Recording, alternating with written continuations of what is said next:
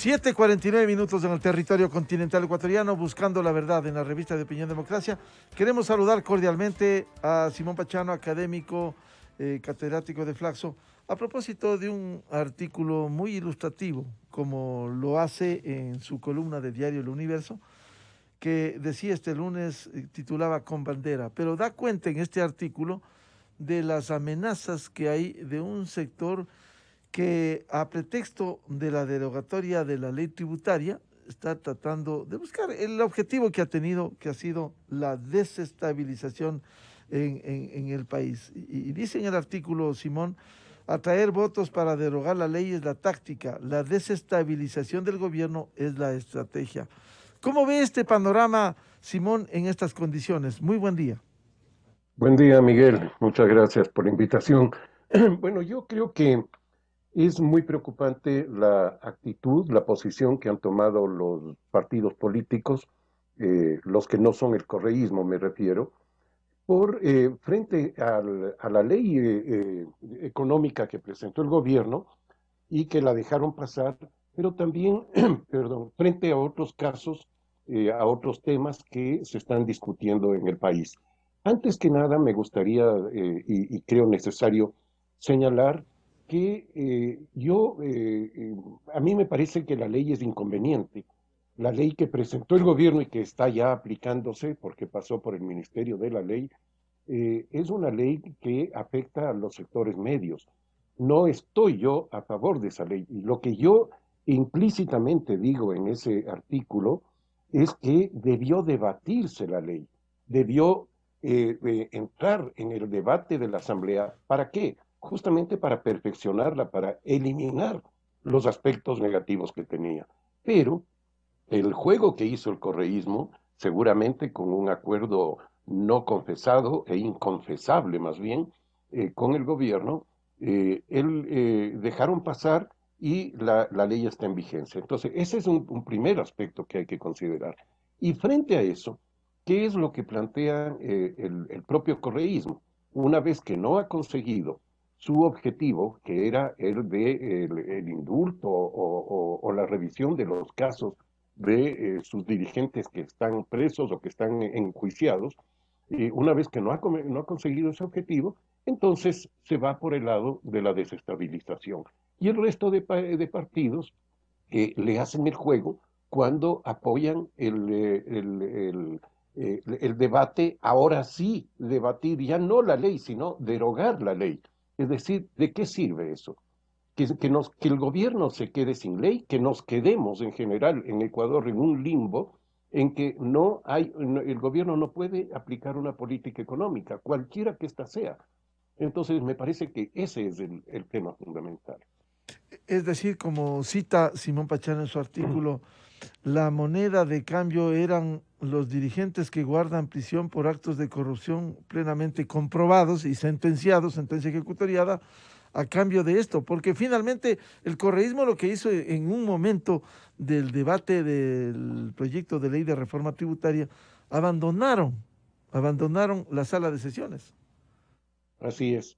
Y el propio expresidente Correa, en varias entrevistas, no solamente en una, en varias entrevistas y en las redes sociales, dijo claramente que sí, que ellos habían hecho intencionalmente esa jugada, digamos, habían tomado esa posición pensando en sus compañeros que están presos.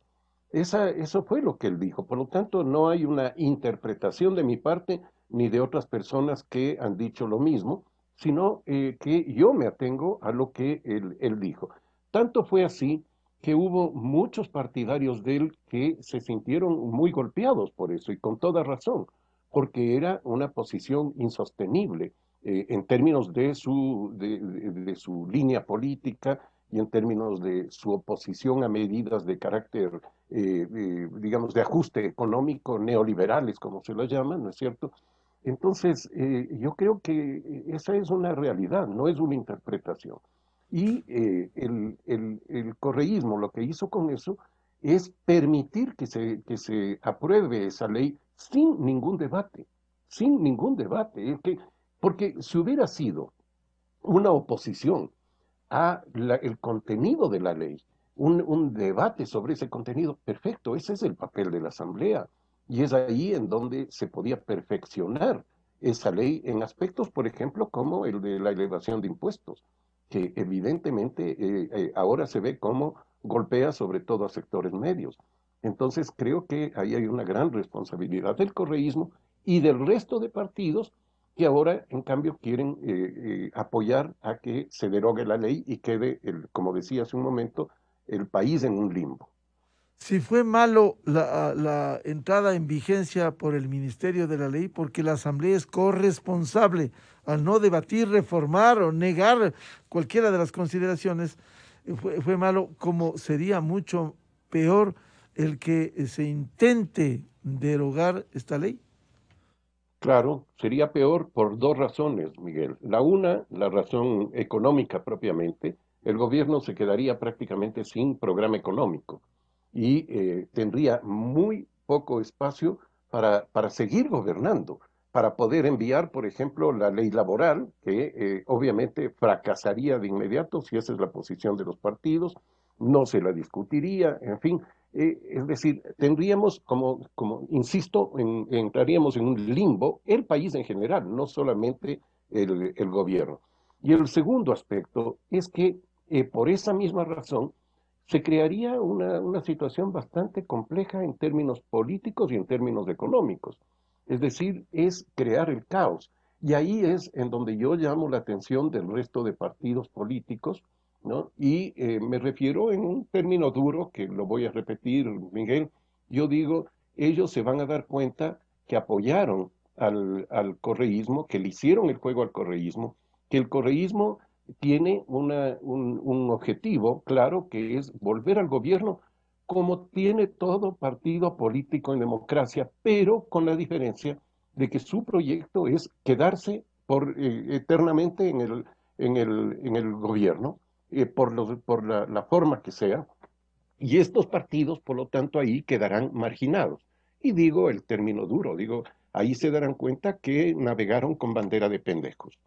Sí, efectivamente, así concluye el artículo, Simón. En todo caso, en este momento, ¿qué resulta mejor? ¿Más réditos políticos o más irresponsabilidad de estas organizaciones políticas? Bueno, estamos viendo que se están inclinando algunas de estas organizaciones por la irresponsabilidad. El temor a que les digan que están apoyando un gobierno neoliberal o que están apoyando políticas empobrecedoras, lo que fuera, les lleva a no ver en realidad el largo plazo, el objetivo que tiene esta fuerza política que es el correísmo y que es el poder total. Entonces creo que ahí está el problema de esos partidos. El tirón de orejas que yo pretendo dar y que ojalá tuviera algún tipo de llegada, digamos, a esos partidos, es por esa razón, porque están jugando un juego muy irresponsable con el país. En ese sentido, voy a un tema de fondo, Simón, que también ha venido trabajando, apoyando la necesidad de una reforma al sistema político electoral. ¿Esto ya no da más en estas condiciones?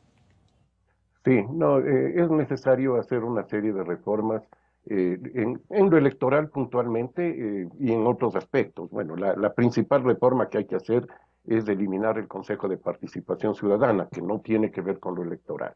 Pero en lo electoral creo que hay reformas que son absolutamente necesarias y que se pueden hacer, sobre todo para la elección presidencial y legislativa del año 2025, ¿no? Creo que estamos a tiempo para discutir, para mirar cuidadosamente, con detenimiento, algunos aspectos. Participación Ciudadana, la Corporación Participación Ciudadana, convocó a un grupo de personas, entre las que me encuentro yo, para hacer una propuesta de reforma, una propuesta que sea viable y que toque algunos puntos clave, no una propuesta integral, que es mucho más difícil que se procese.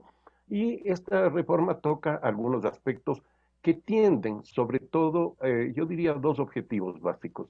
El uno es el de fortalecer a los partidos políticos, o sea, mejorar la representación en el nivel nacional, en el nivel nacional. No tocamos el nivel subnacional o, digamos, provincial o local. Y segundo objetivo, es profesionalizar a la política, es decir, que la política la hagan personas que se preparen para eso, para la carrera política, que los partidos sean semilleros de cuadros políticos. Por ahí van los dos grandes objetivos y dentro de eso hay unos objetivos particulares, digamos, algunas cosas que se están planteando. Y de las propuestas que están contenidas ahí es, por ejemplo, que para los cargos nacionales, es decir, para la presidencia y vicepresidencia de la República, y para la Asamblea, en general la Asamblea, tanto de asambleístas nacionales como provinciales, solamente puedan presentar candidatos solamente los partidos políticos de alcance nacional, no las agrupaciones locales. Las agrupaciones locales pueden jugar el juego local perfectamente en municipios, en consejos provinciales, en fin, pero que el nivel nacional, sobre todo en la asamblea, que sea un juego de partidos nacionales. Ese es uno de los temas fundamentales que está planteado. Ahora, estas reformas tan necesarias en lo político y en lo electoral van a chocar contra esta asamblea que va a ser muy difícil que ellos mismos quieran, que están usufructuando este establecimiento, ellos mismos quieran aprobar estas reformas. ¿Cuál sería el mecanismo para viabilizarlo? Eh, Miguel, yo me llevé una sorpresa positiva a la semana pasada y nos llevamos en general todas las personas que hemos estado en este empeño, cuando tuvimos una reunión con asambleístas y con personal de la asamblea y asesores de asambleístas. Y hubo una apertura muy grande, digamos, a conversar estos temas y puntualmente a discutir los asuntos que estábamos planteando allí, discutirlo en el buen sentido de la palabra, es decir, debatirlos, conversarlos, profundizar, hacer preguntas que son muy necesarias, en fin. Digo, fue una sorpresa muy positiva y espero que esa actitud que mostraron las personas que estuvieron ahí se mantenga en el conjunto de la Asamblea. Y se podría decir una gran mayoría de sectores que tienen representación en la asamblea. Sí, estuvieron prácticamente todos los sectores que están representados, estuvieron personas puedo decir, los partidos de social cristiano, del correísmo, de UNES, de Izquierda Democrática, Pachacutic, en fin, estuvieron prácticamente todos los sectores, obviamente también creo, en fin, todos los que tienen representación en la Asamblea Nacional. Ahora, para que esto no sea el doble discurso, la doble moral, habrá que plasmar en una realidad respecto de pronunciamientos concretos de estas organizaciones sobre estas reformas que son tan necesarias, Simón. Sí, sí, esto, por eso justamente, Miguel, es el planteamiento de concentrarnos en algunos aspectos muy específicos, muy puntuales, que son muy necesarios y que pueden tener un efecto, si se quiere, multiplicador en términos de mejorar la política partidista. Ellos lo vieron en esta reunión que el objetivo es fortalecer sus partidos, es fortalecer a los partidos políticos. Y por lo tanto, yo creo que ese es un interés que debe tener cualquier partido político. No lo van a tener las personas que juegan a ser outsiders, digamos, ¿no? Pero sí quienes ven la política como una cosa de más largo alcance. Si miramos estas reformas para aplicarlas en el 2025, pudiera ser que de aprobarse y ponerse en vigencia, ya no tendríamos esos hechos inéditos de contar con 16, 18 candidatos a la presidencia. Claro, es muy probable que eso se reduzca, aunque eso también es un fenómeno que no solo tenemos en Ecuador, es un fenómeno mundial incluso. Vemos que ahora uno de los países más estables políticamente de América Latina, como es Costa Rica, tiene como 20 candidatos a la presidencia, ¿no? Perú tuvo una situación similar, Chile tuvo un alto número también, desconocido para la realidad chilena. Es un fenómeno que tiene que ver con la erosión de la política, la erosión de la confianza ciudadana en los políticos. Precisamente lo que queremos nosotros es que la gente vuelva a tener confianza en la política, que la gente vuelva a verle a la política como una actividad respetable y necesaria. ¿Y qué hacer con las 260 y pico de organizaciones políticas a nivel nacional y provincial y cantonal, cuando incluso está en trámite cerca de 100 nuevas organizaciones? ¿Cómo cortar eso? Yo creo, y esta es una posición personal mía, no hablo por el grupo que estuvimos haciendo este proyecto, pero mi posición personal es que esas organizaciones jueguen en el nivel local, jueguen, para poner el símil del fútbol, que sean las ligas barriales, en donde se van formando políticos, en fin. Pero que para entrar al juego nacional, para entrar a la categoría A, a las ligas, no sé cómo se llaman, yo no soy futbolero, pero a donde se juegue el campeonato nacional, que sean partidos de alcance nacional. Es decir, que tengan no solo una calificación en el Consejo Electoral como nacionales, sino que realmente lo sean, con una serie de requisitos, de tener organización en cada una de las provincias, tener militancia, un tema que, por ejemplo, estamos planteando muy fuertemente, es que haya padrones, que los partidos tengan padrón de sus afiliados y que sepan quiénes son sus afiliados, cuántos son, dónde están, ¿no? Y que puedan incluso tener democracia interna de esa manera. Para tener democracia interna, que significa elegir a sus propias autoridades, al director del partido, a los directores provinciales, a los consejos de dirección, lo que se llamen, y para seleccionar candidaturas para las elecciones ya públicas, digamos, generales.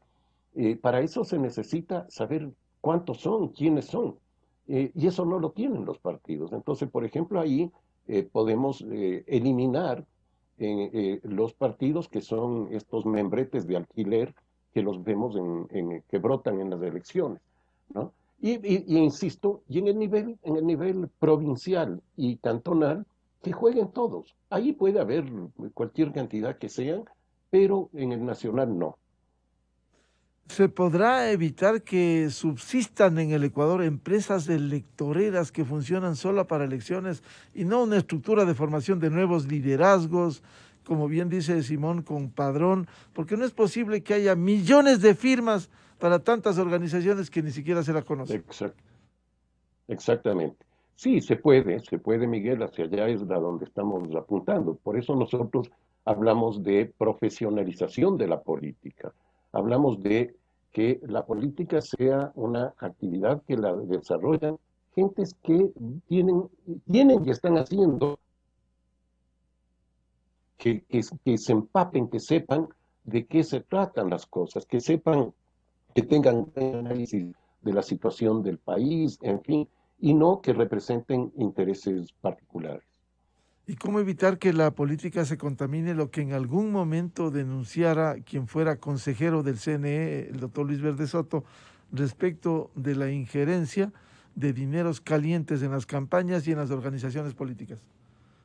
Eh, en parte, con las reformas que estamos planteando, habría posibilidad de mejor control en ese sentido, pero ahí entran ya otros aspectos también que tienen que ver con organismos que no necesariamente forman parte del sistema electoral, organismos como la Fiscalía, como la Contraloría, ¿no? Y obviamente también entra la ciudadanía, el papel de la ciudadanía de vigilancia que tiene que hacer no solamente sobre los políticos, sino en general sobre las personas que quieren ocupar cargos públicos y que pueden estar vinculadas a dinero sucio. Y el caso de la reforma constitucional, Simón, resulta complejo y difícil. Simón se ha pronunciado por la eliminación del Consejo de Participación Ciudadana y Control Social, que ha sido el organismo que controlado desde el Poder Central ha puesto a los organismos de control o la estructura que la Constitución del 2008 cambiara con un CNE y un Tribunal Contencioso Electoral? Sí, es necesario ir a una reforma constitucional. El problema ahí sí se encuentra, digamos, el obstáculo que pone la propia Asamblea. La iniciativa que comenzó por Julio César Trujillo, después fue seguida por el resto de personas que formaron el Consejo de Participación Ciudadana Transitorio, ¿no? Con Pablo Dávila a la cabeza. Esa iniciativa fue frustrada por la Asamblea. Llegó a la Asamblea y la Asamblea hizo oídos sordos a las más de 300.000 firmas que respaldaban esa iniciativa, lo que es un acto antidemocrático total, ¿no? Hablamos mucho de democracia directa, de que la ciudadanía se exprese, y cuando lo hace con sus firmas de respaldo a una propuesta, llega a la Asamblea y se frustra. Eso, por ejemplo, habría que retomarlo. Eso se puede retomar y buscar la manera de que esa intención ciudadana se plasme digamos, como debe ser en una consulta popular. ¿Y esa consulta popular con qué temas? Porque el gobierno está hablando de una reforma judicial. A veces se habla mucho y se abarca poco. Yo creo que la reforma, la consulta popular es un mecanismo de democracia directa muy importante. El Ecuador es el país que ocupa el segundo lugar en aplicación de consultas populares en América Latina, es decir, hemos hecho muchas consultas, pero, pero todas las consultas han sido hechas desde arriba hacia abajo, es decir, han sido hechas por presidentes o autoridades en general para consultar a la población. En cambio, este planteamiento que tuvo, que fue la recolección de firmas, en fin, es lo contrario, es la propia ciudadanía la que toma la iniciativa, la que toma un papel activo y pide que se consulte a sí misma, es decir, al conjunto de la ciudadanía, que se consulte un tema determinado. Digamos, es el mejor camino, porque esa es propiamente una democracia directa, digamos, ¿no? Eh, Eso hay que impulsarlo, hay que hacerlo para evitar justamente lo que sucedió, ¿no? Y en segundo lugar, creo que la propia experiencia nuestra con todas las consultas que hemos tenido nos demuestra que cuando los presidentes convocan a consulta, esta consulta se convierte en una suerte de plebiscito sobre la gestión presidencial. Y eso tergiversa el contenido de la propia consulta. Entonces, yo creo que lo que más conviene no es que el presidente convoque, porque se va a convertir en una consulta sobre sí o no al presidente, en este caso al presidente Lazo, ¿no? Sino que se active la consulta por parte de la ciudadanía y que los temas sean temas de fondo. No me parece a mí que, por ejemplo, el tema de consultar sobre el Consejo de la Judicatura sea adecuado, porque ese es un tema complejo, técnico, que además es un tema que dejaría en el aire la gestión que debe hacerse en términos administrativos en la Judicatura, y que es el papel que tiene el Consejo de la Judicatura. Volver a que sea la Corte la que hace ese papel significa cargarles de tarea administrativa a los jueces y represar más casos de los que ya hay represados, ¿no? Cosas de ese tipo que hay que mirarlas claramente, ¿no? Consultas populares que no hemos tenido buena experiencia, como bien cita Simón Pachano, el año 86, Febrés Cordero perdió cuando era un tema para pasar, como fue la participación de los independientes, o el 95 con Sixto Durán Ballén, uno de los temas era Así la es. reforma al Seguro Social ecuatoriano. Ujú, sí, efectivamente, porque lo que señalaba hace un rato, se convierte en un plebiscito a favor o en contra del presidente.